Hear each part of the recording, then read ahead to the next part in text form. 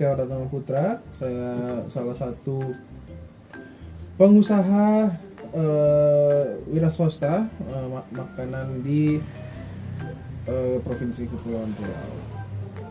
Boleh dijelaskan apa jenis usahanya? Mohon dijelaskan dari awal didirikan usahanya.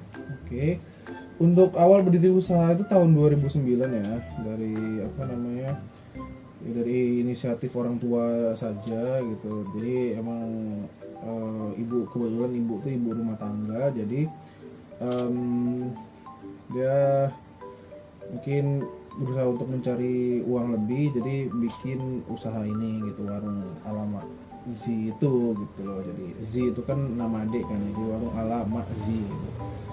Jadi warung makan ini sendiri juga berdirinya itu sebenarnya selain dari 2009 itu dia ganti-ganti ya, maksudnya walaupun dia tetap bentuknya tetap warung makan gitu, tapi dia tuh ganti-ganti dari awal. Kalau sekarang kan dia udah jadi warung lauk. Kalau dulu tuh bukan warung lauk, dulu tuh kayak jualan mie tarempa, jualan lauk-lauk yang langsung masak di tempat gitu kan.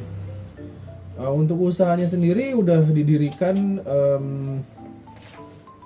didirikannya itu tetap di Jalan Bali sini juga ya, jadi kita nggak pernah ganti tempat kebetulan, dan orang-orang juga udah banyak yang tahu kalau misalnya kita tuh ada di sini.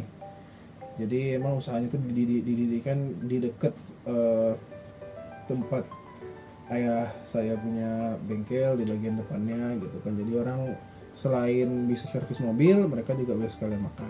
Boleh dijelaskan bagaimana proses berdirinya usaha ini?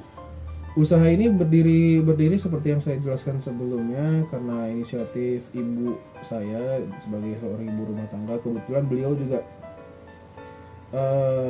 lumayan jago memasak ya. Sebenarnya yang ada di menunya itu, kalau sekarang dari dulu sampai sekarang sih emang biasanya makanan Melayu, cuman dikasih sentuhan-sentuhan cita rasa dari lidah ibu saya, jadinya lebih ada cita rasa tersendiri lah, ada ciri khasnya. Untuk usaha ini boleh dijelaskan siapa target usahanya? Untuk target usahanya sendiri ya seperti warung makan pada umumnya ya, cuman yang lebih ditargetin ini orang-orang yang nggak tahu mau masak apa sih biasanya. Mereka tuh misalkan nggak ada lauk gitu, jadi orang lebih sering beli lauknya aja ketimbang mereka beli nasi sama lauk gitu, jadi lebih sering beli lauknya aja. Oke, makanan apa aja yang disajikan? Untuk makanan disajikan kita beragam, cuman yang rutin itu ada asam pedas, ada ayam bakar madu, ayam bakar pedas, ayam goreng, ayam rendang, ayam gulai, ayam kecap. Kalau untuk ikan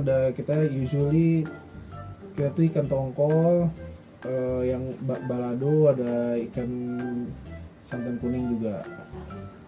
Oke. Boleh dikasih tahu nggak kasarannya aja omset biasanya berapa kira-kira satu bulan? Biasa kalau sebulan itu bisa sampai 6 sampai 5 juta lah. Kira-kira 6 sampai 5 juta untuk ininya sih, untuk bersihnya tuh sekitaran segitu. Kalau bahan baku dari mana?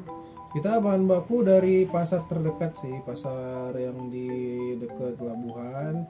Kebetulan kan karena di situ juga barangnya lumayan fresh juga untuk lauk-lauknya. Jadinya kita juga percaya gitu lah, dan bahan-bahannya juga banyak yang udah diproses, bumbu-bumbu halus juga ada, jadinya kita bisa lebih percaya lagi gitu. Apakah ada metode promosi yang biasanya dilakukan? Kalau untuk metode promosi belum ada, jadi kita cuman via mulut ke mulut aja. Untuk media sosial atau yang dan lain-lain sebagainya itu kita masih belum bisa. Cuman kalau untuk metode promosi lain paling kita pakai maps aja sih, maksudnya seenggaknya orang tuh tahu lah kita di mana gitu. Di maps itu kan udah ada juga. Oke. Sebagai kaum muda, apakah Anda merasa UMKM itu penting untuk dijalankan bagi kaum muda? Sebagai kaum muda ya, yang alhamdulillah sudah menempuh berbagai proses pendidikan Jadi untuk UMKM itu emang harus ada sih. Maksudnya kita kan membuat usaha dan membuat lapangan kerja baru nih. Jadinya seenggaknya tuh kita bisa memberikan kesempatan dan pekerjaan buat orang lain. Apakah Anda mengetahui tentang UMKM? Boleh dijelaskan? UMKM ya usaha kecil menengah kan. Usaha Usaha mikro kecil. ya usaha mikro kecil menengah. Untuk UMKM sendiri ya kalau untuk persyaratannya saya kurang tahu sih, cuman kalau jenis-jenisnya atau apa namanya kategori usaha yang dikategorikan UMKM itu tahu gitu. Cuman apakah ada syarat khusus untuk sebuah usaha dikategorikan sebagai UMKM, saya masih kurang mengerti gitu. Oke. Apa kendala yang dialami dalam menjalankan usaha ini khususnya di masa pandemi? Pelanggan sih, karena kan kita nggak boleh tatap muka gitu, dan pas awal-awal pandemi juga dan sempat lockdown itu kita kan nggak bisa keluar kemana-mana juga gitu kan, jadinya kita terpaksa ya tutup gitu kan, dan pelanggan juga kadang-kadang nggak ada. Ya kalau pas pandemi gini pelanggan sih yang yang kurang itu di pelanggan. Jadi kita nggak pemasukan turun, walaupun yang masuk banyak kadang-kadang nggak laku banyak kayak gitu. Oke. Apakah Anda memiliki harapan dari pemerintah untuk para pelaku usaha UMKM seperti Anda? Mungkin bantuannya bisa lebih diperata lagi sih kalau untuk pemerintah, karena apa ya, untuk UMKM ini kan kadang-kadang banyak syaratnya gitu, maksudnya harus sini lah, harus itulah gitu. Jadi seenggaknya kalau untuk dari pemerintah sendiri sebaiknya sih bisa dipermudah sih, dan untuk persyaratan dari bantuan itu gitu. Habis itu kalau bisa dibikin lebih merata lah, jadi nggak dimanipulasi atau mungkin diambil lah bantuan untuk UMKM.